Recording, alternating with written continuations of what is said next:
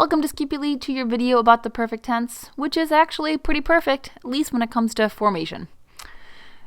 So let's start with what you know and look at some examples.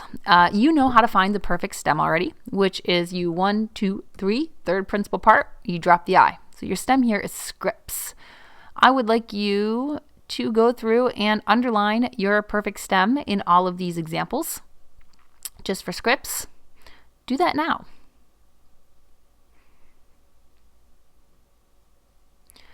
Okay, here are your answers. I want you to pay attention to those endings.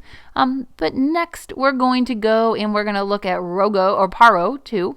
So 1, 2, 3, drop that I off. We get parwad, and underline that in all your examples.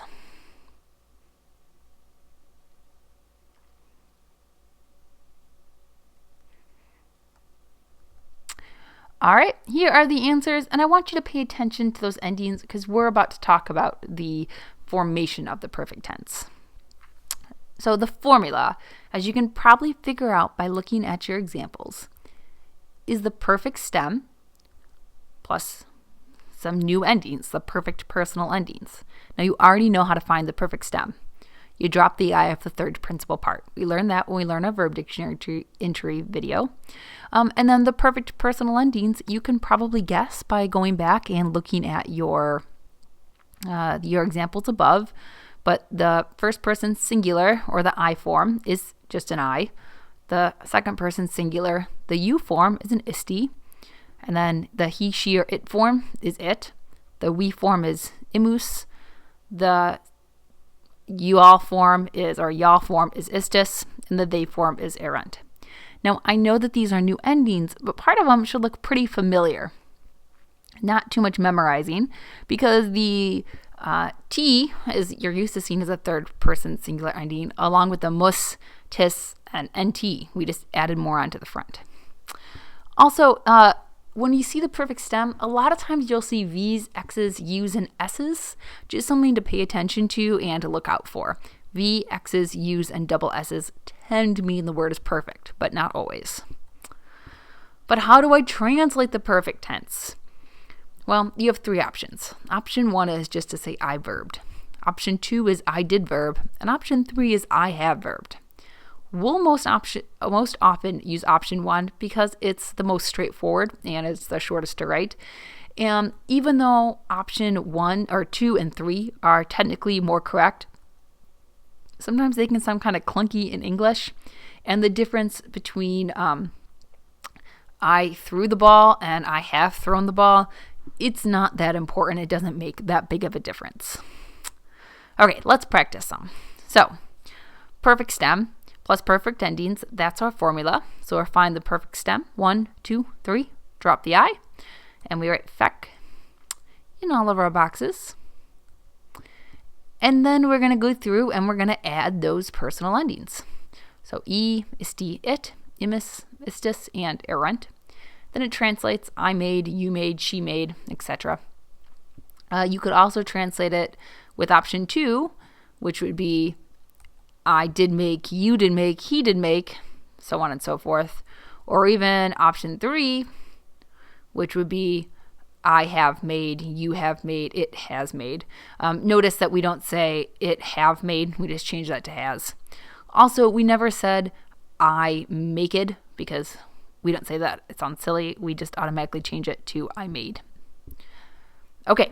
The next one we're going to do is the irregular form, sum esse fui. Remember that in the present tense, this is sum est est, sumus est sunt. And in the imperfect, eram eras erat, eramus eratus erant. But in this form, we're just going to follow our normal rules. 1, 2, 3, drop the I. And then our stem is indeed fu. I know to Scipuli. The stem of one of the most common words of all of Latin is fu. Giggle about it now, but from now on in class, we're going to say foo. So I wrote foo in all of my boxes. Then I go through and I add my endings. All right, and then it translates as I was, you were, which I know is the same as the imperfect. And you could have translated it as I have been, you have been. But the difference between like I was sick and I have been sick is not very great. Eventually, you'll get to read texts where the nuances of these things matter, but by that time, this will be so natural to you and so second nature that it's not worth dwelling on now. When it matters, you'll know it. Notice I didn't give you option 2, that I did verb, because that would translate as I am did, you did are, he did is. That's nonsense. We don't say that in English. Don't do it. All right. I do want to point out that this is a totally normal verb. It follows the exact same rules as all your regular verbs. It's just the stem plus the endings. Totally normal. Okay, now it's your turn. So I want you to conjugate rogo, rogarwe, rogare, rogawi.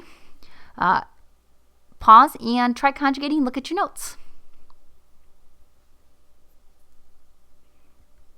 Okay, here are your answers. Remember, you drop the I off the third principal part. You get your stem. And then you add your endings.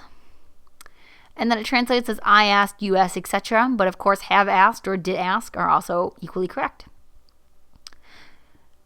And here are some practice of words out of context. I actually want to start with intellexit as your example. So I see that intellex is my perfect stem, has that X, which I told you is one of your Q's. And then I see the IT, which is my perfect personal ending. And so it's he understood in the past tense.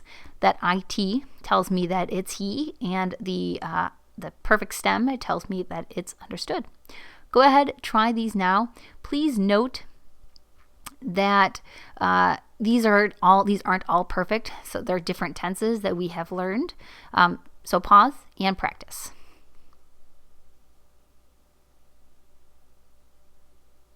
All right, check your work. So fuit is just that irregular form, meaning he was. Conspicuabant, we have that BA saying they were catching sight of. And the NT tells me it's they. Then nekawerunt, that V tells me that it's perfect. And then the erunt is also my perfect ending. So there's two Q's in here that this word is perfect. So it's they killed. And then eraramus is we were. That's the imperfect of to be. And intellexit, we already went over.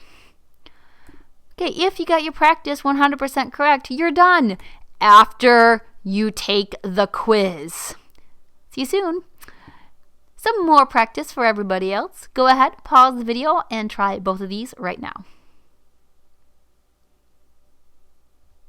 Okay, here are your answers. I dropped the I off, and I got my stem teru, and then I added my endings. And remember, I have terrified, or I did terrify, also okay. And then looking at number 6, emerunt, that ERUNT tells me that it's they have bought. I know it's perfect because it has the third person plural perfect ending. Superant, there's nothing telling me that that verb is imperfect or perfect, so it's just they overcome.